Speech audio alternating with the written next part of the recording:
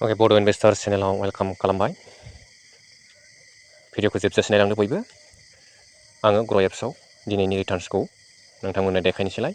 नोंथांमोना भिडिअखौ जोबजासे नायलाङोब्ला नुनो मोनसिगोन। मानो होनबा YBYआवहाय जुदि रांखौ आं इनभेस्ट खालामनायमोनब्ला आंनि राङा जिर' जाजोबसिगौमोन। बे रांखौ आङो नुनो मोननाय नंलामोन। गोबां मानसियानो बिदिनो YBY बायदिसिना ट्रेडिं खालामनानै माने खम समनि गेजेरावनो जोङो गोबां प्रफिट खालामनो हायो। बेबायदि मोनसे बारहावा बारदोंमोन ना। दा साननैसोआवनो बारा गोबाव थायासै जोङो जेबो बिजिरालासिनो माबायदि इनकाम सानसे साननैयावनो एसेबां इनकाम जालाबायनाय बेबायदि इनकामखौ बयबो मानसिफोरा लब जानानै YBY होननाय मोनसे इनभेस्ट खालामनाय आरो इनभेस्ट खालामब्लानो गोबां रां डाबल जोङो इनकाम खालामनो हायो। बेबायदि जोङो थगायजालाबायबाय। नाथाय आङो बेवहाय इनभेस्ट खालामालासिनो सिदायैनो मा खालामबाय, मिउचुवेल फान्डआव आङो इनभेस्ट खालामबाय। मिउचुवेल फान्डआव इनभेस्ट खालामनानै दिनैसिम आङो जोरनानै दंगासिनो दङ। दिनैसिम आं मिउचुवेल फान्डआव इनभेस्ट खालामबाय मान्थलि हिसाबै। बेवहाय खेबसेनो फैसा लगायनोबो गोनांथि गैया, दरखार गैया।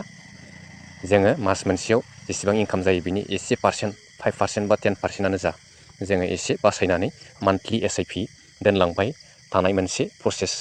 बे प्रसेसखौ आङो मोनथिनानै आङो YBYआव दोननो गोनां बै समावनो आङो मिउचुवेल फान्डनि बागै मोजाङै नलेज लानानै मिउचुवेल फान्डआव आङो इनभेस्ट खालामजेनदोंमोन। बेनिखायनो दिनैसिम आङो जोरनानै दङ। जाय खामानियाव जोङो जोरथाय दङ, गोबाव समनि उनावसो जोङो जोंनि इनकामखौ नुनो मोनो, बेसो जोंनि राइट लामा, थोंजों लामा। जोङो बेवहाय उल्थां फाल्थां जानला मोनला सानसे साननैयावनो भाइरेल जाब्रबलाबायनाय बेबायदि इनकाम खालामनाय प्रसेसफ्राव जोङो बुजिया सोमजिया जोङो फैसा इनभेस्ट खालामब्रबलाबायनाङा। गाबोननो डाबल जागोन, समनियानो डाबल जागोन, मास मोनसेयावनो डाबल जागोन, बेबायदि खोथा बुंब्लाबो मालाबाबो जोङो फोथायनो नाङा। आङो सिदायैनो मिउचुवेल फान्डआव बोसोरसेयानो जानोसै आङो इनभेस्ट खालामबोयै दिनैसिम आं आंनि मेगनजोंनो आंनि रांखौ सानफ्रामबो नायबाय थानो मोनगासिनो दङ। बेवहाय जेबो माने थगायनायनि चान्स गैया। बेवहाय मिउचुवेल फान्डनि सोमोन्दै नोंथाङा रिसार्च खालामनानै नायजोबब्लानो नुनो मोनगोन। सोरबायदि मानसिया मिउचुवेल फान्डआव दिनै इनभेस्ट खालामनानै क्रर थाखा रां गावनि बेबायदि पर्टफलिय'आवहाय नुगासिनो दङ। सोर इनभेस्ट खालामनानै बेसेबां रां बानायदों बेखौ जोङो पर्टफलिय' शेयार खालामनायफोरखौ नुनो मोनजोबो नोंथांमोना। नाय दिनै आं बेसेबां नुनो मोनखो, 2359 बेबायदि आङो दिनै गोबां गिदिर रिटार्न नुनो मोनबाय। माने मार्केटआ डाउन फारसे बिदिनो मा खालामदोंमोन, लस बिदिनो गिदिर बेबायदिनो 2000 3000 सिमहालागै सानसेयावनो 3000 सिमहालागै लसबो नुनो गोनां जादों। नाथाय बेबायदि लसखौ जोङो जेबो टेनसन लायालासिनो जुदि नोंथाङा टारगेट हिसाबै 10निफ्राय 15 बोसोर बा 15निफ्राय 20 बोसोरसिमहालागै नोंथाङा आनलिमिटेड टाइम बेवहाय जोङो सेलेक्ट खालामालासिनो, टाइम सेलेक्ट खालामनो गोनां गैया, बोसोर सेलेक्ट खालामनो गोनां गैया। नोंथांनि हानाय बायदि समसिम नोंथाङा इनभेस्ट सिस्टेमजों इनभेस्ट अट'मेटिक एकाउन्टनिफ्राय अट'पे खालामना दोनोब्लानो नोंथांनि एकाउन्टआव फैसा रेडि थाखायोब्लानो मान्थलि SIP इनभेस्ट जाबाय थागोन। आरो बे इनभेस्ट जानाय राङा नैबे इनभेस्टेड एमाउन्टआव मा जागोन, प्लास जाफैबाय थागोन, बारायबाय थागोन इनभेस्टेड एमाउन्टआ। बिनिफ्राय रिटार्नखौ नोंथाङा 10-15 बोसोरावहाय जि नुहैनांगौ, बेसेबां बुरजा नुहैनांगौ बेखौ नोंथाङा नुलांबाय थागोन। नोंथाङा मासाव 5000आनो दोन, 5000आनो दोन बा 10000आनो दोन, बा बारायनानै देग्लाय नोंथाङा 5000 दोनदोंब्ला फैगोन बोसोराव एसे बारायनानै 6000 दोननो हायो। नोंथाङा गासिबो मडिफाइ खालामफिनजोबनो हायो। बिनि SIP एमाउन्टफोरखौ चेन्ज खालामबाय थानो हायो। जेनेबा आं बेवहाय निपन इन्डिया लार्ज केपखौ नायबाय। निपन इन्डिया लार्ज केपआव नायोब्ला नुनो मोनबाय जे जोङो चेन्ज एमाउन्ट एन्ड डेट बेवहाय थांब्लानो जोङो बे एमाउन्टखौ चेन्ज खालामनो हायो। नाय बे एमाउन्टखौ नोंथाङा 1000नि जायगायाव 2000 खालामनो हायो, बा बेवहाय 2000 नङाब्ला बोसोरसेनि उनावहाय 1200 खालामनोबा 1200 बेवहाय टाइपिं खालामबानो नोंथाङा 1200 खरै चेन्ज खालामनो हायो। डेटफोरखौबो चेन्ज खालामनो हायो। बेवहाय डेटआव थांनानै डेटखौ चेन्ज खालामना लानो हायो। जोबोद इजि प्रसेस बियो। बेबायदिनो नोंथाङा बेवहाय बोसोर बोसोर नोंथाङा बेवहाय इनभेस्ट खालामलांबाय थानो हायो। बे राङासो नोंथांनावहाय माने थाबाय थागोन। नोंथाङा बे रांखौ मान्थलि इनकामनि एसे रां बासायनानै दोननाय रांखौ बेवहाय मिउचुवेल फान्डआव नोंथाङा जमा खालामलांबाय थायोब्ला बे राङा एक्सट्राखै नोंथांनो मा खालामना होगोन, इनकाम खालामनानै होलांबाय थागोन। नोंथाङा बेवहाय टेनसन लानो दरखार गैया। नोंथाङा नोंथांनि मान्थलि इनकामखौ नोंथाङा एक्सपेन्स माने खरसा जानायनि सिगाङावनो जिखिनि मान्थलि इनभेस्ट खालामनो गोनां बेखौ नोंथाङा मान्थलि जेन'बा 5,000, 6,000, 10,000 बेबायदि नोंथाङा दोननो गोसो दोनग्रोदो। दोनग्रोखांनानै बाखि नोंथाङा बेसेबां खरसा नांगौ न'खरनि बे खरसाखौ आग्लायनाय फैसाजों खालामनो हासिगोन। बिदिनो नेक्स्ट मान्थआवबो बेबायदिनो नोंथाङा SIP-खौ दोनग्रोदो। SIP-नि थारिखखौ सेलेक्ट खालामनानै लाखादो मोजाङै, बबे थारिखआव दरमाहा हाबो। नेक्स्ट थारिखआवनो नोंथाङा SIP दानलांनाय खालामबानो आरामसे अट'मेटिक इनभेस्टेड जागोन बेवहाय इनभेस्टेड एमाउन्टआव। बेबायदिनो इजि प्रसेस बियो। दा गुबुन जानला मानला देखायलाबायनाय इउटुबफ्राव भाइरेल खालामलाबायनाय माने 10,000 सोबानो माने सानसे साननै मास मोनसेयावनो डाबल जायो, 20,000 जायो, बेबायदि खोथाफोरखौ जोङो फोथायनोनो नांखाया। फोथायनानैथ' जोंनि गोबां बर'फ्रा मा जादों, गोबां फैसा खेबसेयावनो बुरजा बुरजा फैसा माने इनभेस्ट खालामलाबायनानै मा जाखो, फैसाखौनो उइद्र' खालामनो हायासै। गोबां मानसिफ्रा लस जाजोब्बाय। फार्स्टआवहाय प्रफिट जाग'नायफ्रा दिहुनग'नो हाबाय, खायसे बिनि उनावसो मोनथिनायफ्रा मास मोनसे मोननैनि उनावसो मोनथिनायफ्रा माने सोनाय लोगो लोगो फैसा इनभेस्ट खालामनाय लोगो लोगो साननै सानथामनि उनावनो खोनाबाय बा सानसेनि उनावनो खोनाबाय माने YBYआ थैबाय। YBYनिफ्राय फैसा रावबो उइद्र' खालामनो हायासै। बे मोनसे गिथावना। बेबायदि थगायनानै मा खालामदों, मानसिफोरखौ माबायदि थगायनायनि लामा, बे लामाफोरखौ गोबां आइडिया लानानैसो बिथांमोना मा खालामदों, मानसिफोरनि फैसाखौ लुथिना लांनो टारगेट लानानै फैखानाय। आरो बेल' नङा, YBYल' नङा, दासान्दि माने YBनि उनावबो दासिमबो मा जाबाय थादों, YBनि सोलाय गुबुन नाम लानानै बिसोर मा खालामदों, इनभेस्ट 500 रां माने 500 रां इनभेस्ट खालामबानो सानफ्रामबो नोंथांनि एकाउन्टआव माने 100, 200, 300, 400 बिदि हाबलांबाय थागोन। बेनिफ्राय डाउन लाइनावहाय नोंथाङा जइन खालामलांबाय थायोब्लानो आरो नोंथाङा कमिसन बांसिन मोननाय, बेबायदि गोबां गोदान एप्स माने ओंखारगासिनो दङ, बानायनानै रां खामायखुमागासिनो दङ। बे बानायग्रा कम्पानियासो।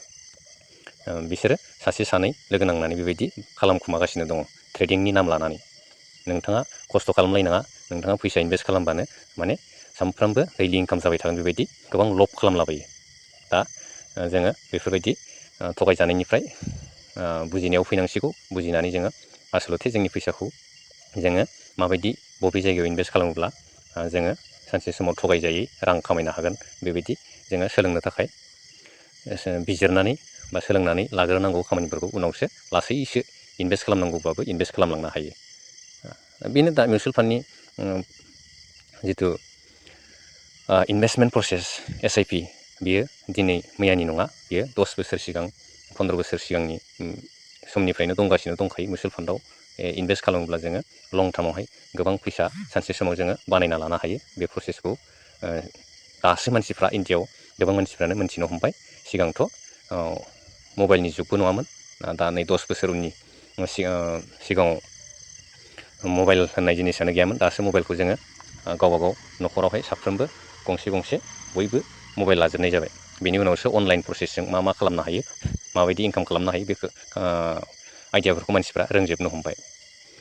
दा बेनो आङो दा बेखौनो एसे गोसोखौ सान्थि मोनो जे YBYआवहाय आरो इनभेस्ट खालामफ्लांनायमोनब्ला गोसोआ लब जानानै जोङो जेसेबां दिहुनदों बे रांखौनो दोनफिनजोबनानै आरो जेसेबां मोनो बेखौ जोङो जेसेबां बुरजा दोनो एसेबांनो सानसेयाव बांसिन रिटार्न मोनो, बेबायदि खोथाखौ मानसिफ्रा लब जानानै गोबां मानसिफ्रानो मोननाय रांफोरखौ सोबफिनजोबनानै मा जादों, उनावहाय रांखौनो दिहुननो हायि अबस्था जादों।